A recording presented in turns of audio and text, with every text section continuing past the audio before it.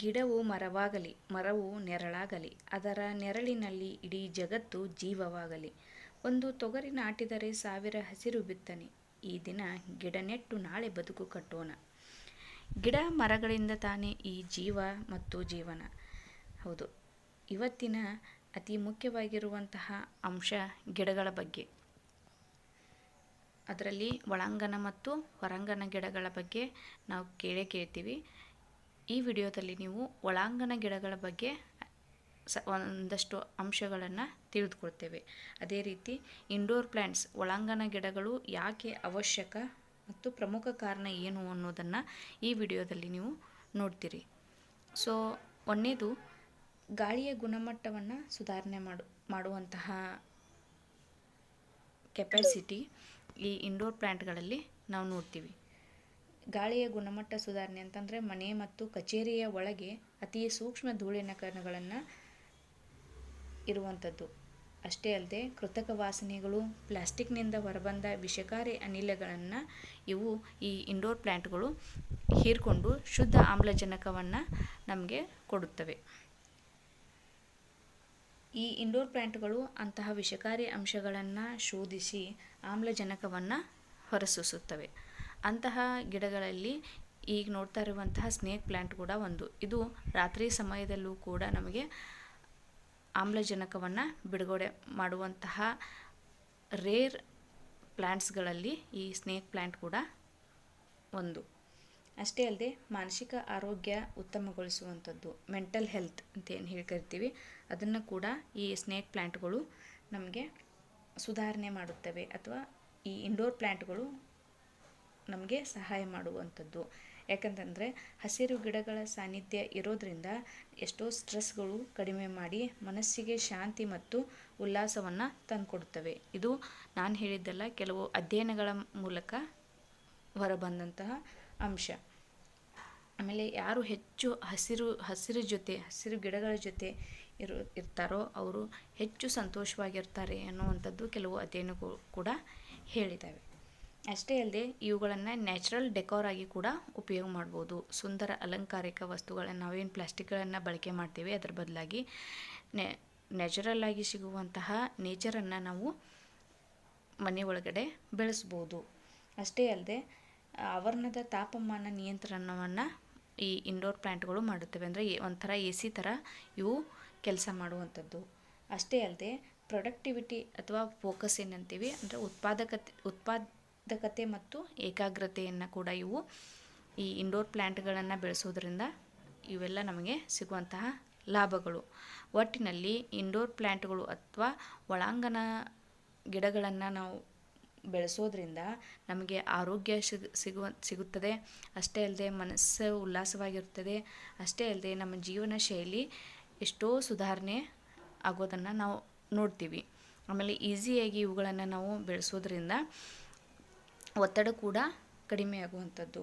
ಆಮೇಲೆ ಪರಿಸರವನ್ನು ಇಷ್ಟಪಡುವಂಥವ್ರು ಇವುಗಳನ್ನು ನಾವು ಒಳಾಂಗಣವಾಗಿ ಅಂದರೆ ಮನೆ ಒಳಗಡೆಯೂ ಕೂಡ ನಾವು ಬೆಳೆಸ್ಬೋದು. ಸೊ ಅಂತಹ ಮನೆ ಒಳಗಡೆ ಬೆಳೆಸುವಂತಹ ಗಿಡಗಳಲ್ಲಿ ಈ ನೋಡ್ತಾ ಇರುವಂಥದ್ದು ಸ್ನೇಕ್ ಪ್ಲ್ಯಾಂಟ್. ಈ ಸ್ನೇಕ್ ಪ್ಲ್ಯಾಂಟ್ ಕೂಡ ಒಂದು. ಈ ಸ್ನೇಕ್ ಪ್ಲ್ಯಾಂಟ್ಗೆ ನಾವು ನಾಗಿನಿ ಗಿಡ ಅಂಥೇಳಿನೂ ಕರೀತಾರೆ. ಆಮೇಲೆ ಮುಳಮೇಲೆ ಗಿಡ ಅಂಥೇಳಿನೂ ಕರೀತಾರೆ. ಮದರ್ಸ್ ಇನ್ ಲಾಸ್ ಟಂಗ್ ಅಂಥೇಳಿನೂ ಕೂಡ ಈ ಸ್ನೇಕ್ ಪ್ಲ್ಯಾಂಟನ್ನು ನಾವು ಕರಿತೀವಿ. ಏನೇನು ಬೆನಿಫಿಟ್ಸು ಅಥವಾ ಏನೇನು ಇದರ ಉಪಯೋಗ ಅನ್ನೋದನ್ನು ನೋಡ್ತಾ ಹೋಗೋದಾದರೆ, ಇದು ಕಡಿಮೆ ಬೆಳಕು ಇದ್ರೂ ಸಹಿತ ಇದನ್ನು ಬೆಳಿಬಹುದು. ಅದ್ರ ಜೊತೆಗೆ ನೀರನ್ನು ಇದು ಕಡಿಮೆ ರೆಗ್ಯುಲರಾಗಿ ನಾವು ನೀರು ಹಾಕಬೇಕು ಅಂತೇನಿಲ್ಲ. ಈ ಪಾಟಲ್ಲಿ ನೋಡ್ತಾ ಇದ್ದೀರಲ್ಲ, ಈ ಪಾಟಲ್ಲಿ ಈ ಮಣ್ಣು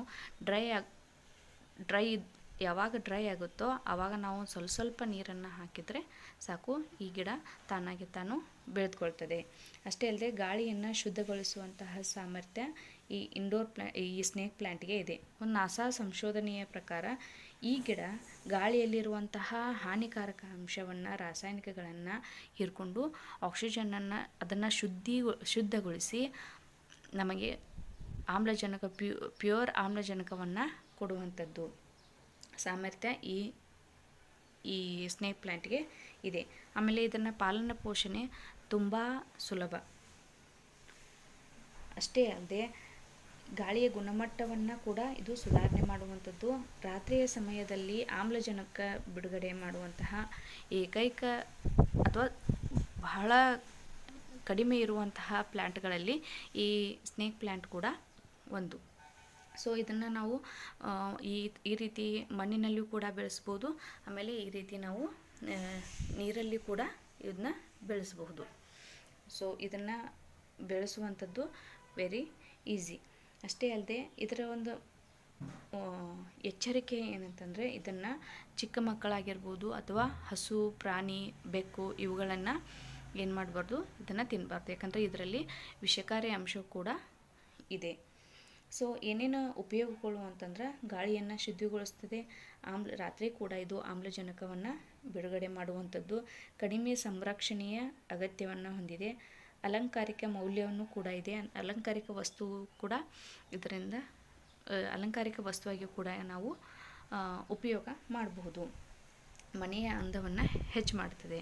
ಆಮೇಲೆ ನಮ್ಮದು ಸ್ಟ್ರೆಸ್ ಕಡಿಮೆ, ಹಸಿರು ಬಣ್ಣ ಇರೋದ್ರಿಂದ ಈ ಒತ್ತಡ, ಸ್ಟ್ರೆಸ್ ಇರೋರು ಜಾಸ್ತಿ ಈ ಹಸಿರು ಬಣ್ಣಗಳನ್ನು ಅಥವಾ ಈ ರೀತಿ ಗ್ರೀನರಿ ಒಳಗೆ ಇರೋದ್ರಿಂದ ಅವರ ಸ್ಟ್ರೆಸ್ ಕಡಿಮೆ ಆಗುವಂಥದ್ದು. ಇನ್ನೊಂದು ಮುಖ್ಯವಾಗಿರುವಂಥದ್ದು, ವಾಸ್ತು ಪ್ರಕಾರ ಇದು ಲಾಭದಾಯಕವಾಗಿರುವಂತಹ ಗಿಡ ಅಂಥೇಳಿ ಕರಿತೀವಿ. ಯಾಕಂದರೆ ಈ ಎಲೆಗಳ ಮೇಲೆ ಇಲ್ಲಿ ನೋಡ್ತಿರ್ಬೋದು, ಈ ನೇರ ಗೆರೆಗಳು ಇರುವ ಕಾರಣ ಇದು ಎನರ್ಜಿ ಪ್ಯೂರಿಫೈಯರ್ ಅಂಥೇಳಿನೂ ಕೂಡ ನಾವು ನಂಬ್ತೀವಿ. ಸೊ ಇದನ್ನು ನಾವು ಕಟ್ಟಿಂಗಲ್ಲಿನೂ ಕೂಡ ಬೆಳೆಸ್ಬೋದು. ಈ ರೀತಿ ನಾನು ಇದನ್ನು ಈ ರೀತಿ ಇರುವಂಥದ್ದನ್ನು ಇಷ್ಟು ಕಟ್ ಮಾಡಿಕೊಂಡು ಇಲ್ಲಿ ಹಚ್ಚಿದ್ದೆ. ಸೊ ಇದು ಅದರಲ್ಲಿ ಬೆಳೆಯುವಂಥದ್ದು ಮತ್ತೊಂದು ಈಸಿಯಾಗಿ ನಾವು ಮತ್ತೊಂದು ಗಿಡಗಳನ್ನ ಕೊಂಡು ತರಲೇಬೇಕಾಗಿ ಇರುವಂತಹ ಅವಶ್ಯಕತೆ ಇಲ್ಲ. ಒಂದನ್ನು ಹಚ್ಚಿದ್ರೆ ನಾವು ಸಾಕಷ್ಟು ಗಿಡಗಳನ್ನು ಬೆಳಿಬಹುದು. ಅಷ್ಟೇ ಅಲ್ಲ, ನೀರಲ್ಲಿ ಕೂಡ ಇದನ್ನು ಬೆಳೆಸ್ಬೋದು. ಈ ರೀತಿ ಬೇರನ್ನು ನೀವು ನೋಡ್ತಿರ್ಬೋದು. ನೋಡ್ರಿ, ಒಂದೊಂದು ಎಕ್ಸ್ಟ್ರಾ ಮತ್ತು ಎಕ್ಸ್ಟ್ರಾ ಪ್ಲ್ಯಾಂಟನ್ನು ಈ ರೀತಿ ಬೆಳಿಬೋದು. ಸೊ ನೋಡೋಕ್ಕೂ ಗ್ರೀನರಿಯಾಗಿ ಚೆನ್ನಾಗಿರುತ್ತೆ. ಇದರ ಪಾಲನೆ ಪೋಷಣೆ ಕೂಡ ಈಸಿಯಾಗಿರ್ತದೆ. ಈ ವಿಡಿಯೋ ಇಷ್ಟ ಆಗಿದ್ದರೆ ಪ್ಲೀಸ್ ಶೇರ್ ಮಾಡಿರಿ, like and comment. Thank you.